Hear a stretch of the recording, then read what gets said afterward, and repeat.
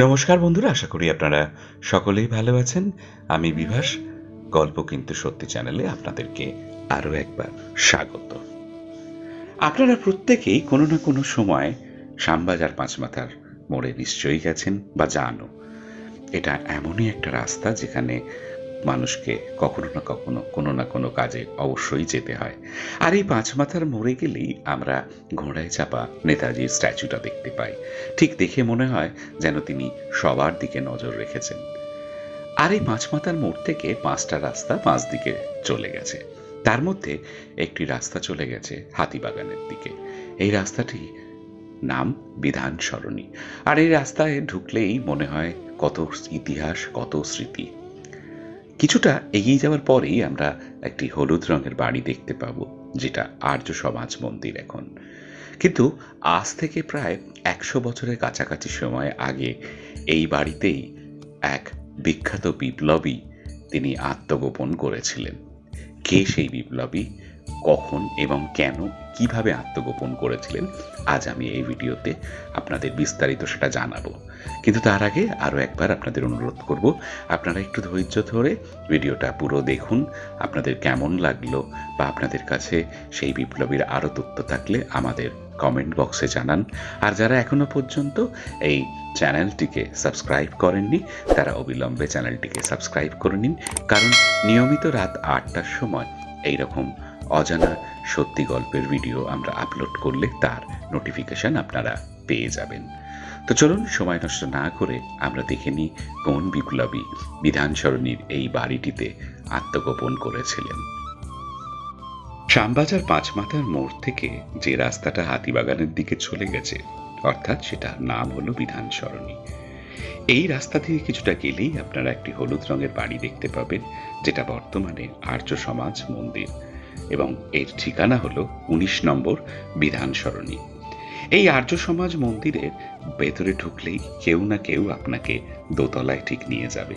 দোতলায় নিয়ে গিয়ে বাঁ দিকের একটি ঘর দেখাবে, যেখানে অনেক বইপত্র রাখা রয়েছে।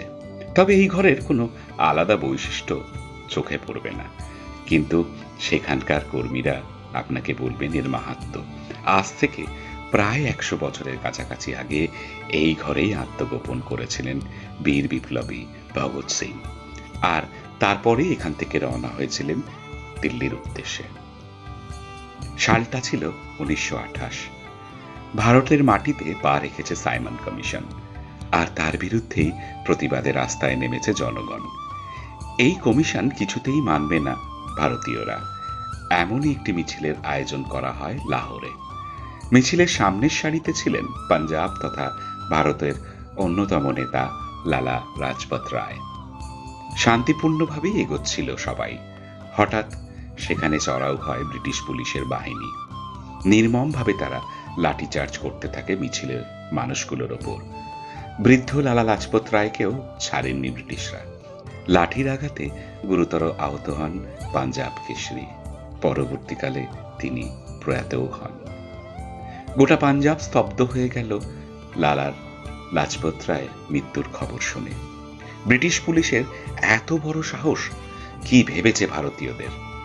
লালা লাজপত রায়ের মৃত্যুর বদলা নিতেই হবে, শপথ নিলেন পাঞ্জাবের বীর সন্তান ভগৎ সিং।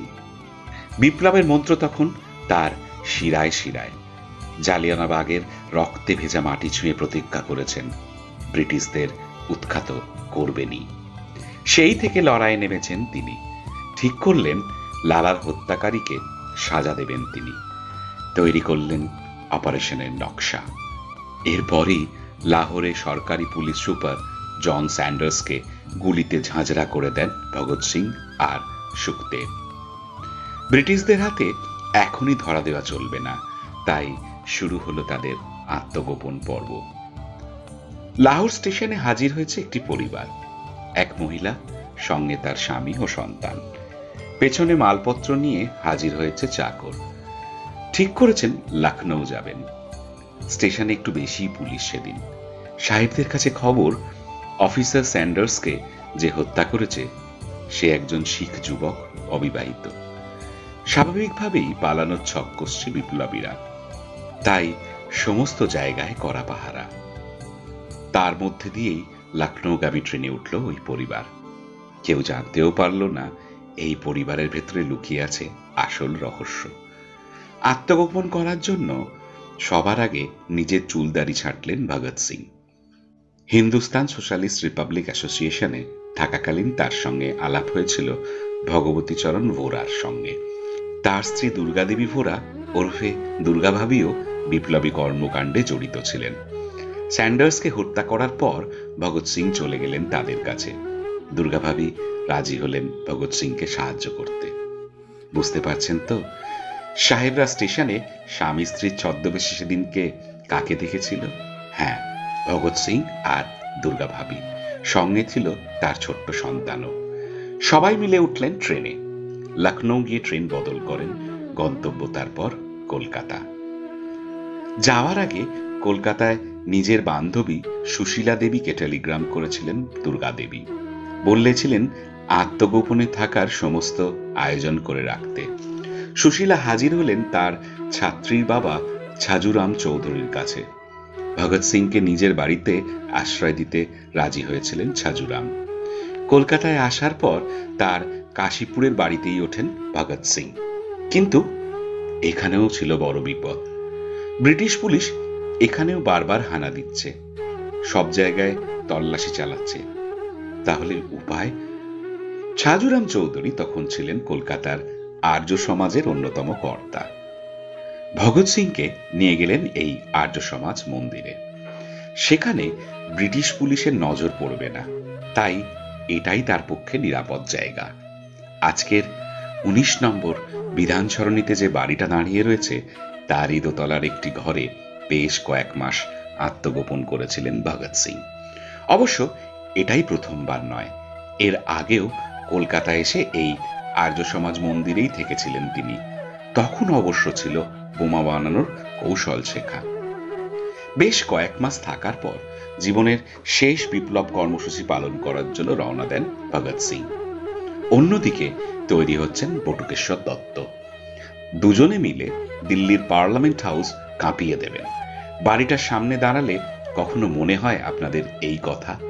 কখনো মনে হয়েছে একসময় এই বাড়িতেই একটি ঘরে শুয়ে দিন কাটাচ্ছিলেন ভারতের অন্যতম বীর বিপ্লবী?